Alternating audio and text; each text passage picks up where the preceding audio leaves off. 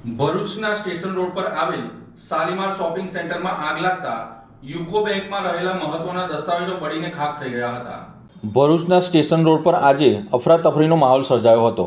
શાલીમાર કોમ્પ્લેક્સમાં અચાનક આગ ફાટી નીકળતા લોકોમાં ભયનો માહોલ સર્જાયો હતો। ખાસ કરીને કોમ્પ્લેક્સમાં આવેલી યુકો બેંક આગની લપેટમાં આવી જતા મોટું નુકસાન થયું હોવાનું ઘટનાની વિગતવાર વાત કરીએ તો આજે સવારે સ્ટેશન રોડ સ્થિત શાલીમાર કોમ્પ્લેક્સમાંથી અચાનક ધુમાડાના ગોટે ગોટા નીકળતા જોવા મળ્યા હતા।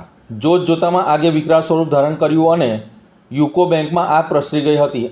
આકાશમાં ફેલાયેલા કાળા ધુમાડાને જોઈ સ્થાનિક રહીશો અને વેપારીઓમાં ભયનો માહોલ જોવા મળ્યો હતો। આ ઘટનાની જાણ થતાં જ ભરૂચ નગરપાલિકા સેવા સદનના ફાયર ફાઇટરો તાત્કાલિક ઘટના સ્થળે દોડી આવ્યા હતા। ફાયર વિભાગના જવાનો દ્વારા પાણીનો મારો ચલાવી આગને સંપૂર્ણપણે કાબૂમાં લેવાના પ્રયાસો હાથ ધર્યા હતા। આ આગમાં યુકો બેંકમાં રાખેલા મહત્વના દસ્તાવેજો અને ફાઇલો બળીને ખાખ થઈ ગયા છે। સદનસીબે કોઈ જાનહાનિના સમાચાર નથી, પરંતુ બેંકની મિલકતને ભારે નુકસાન પહોંચ્યું છે।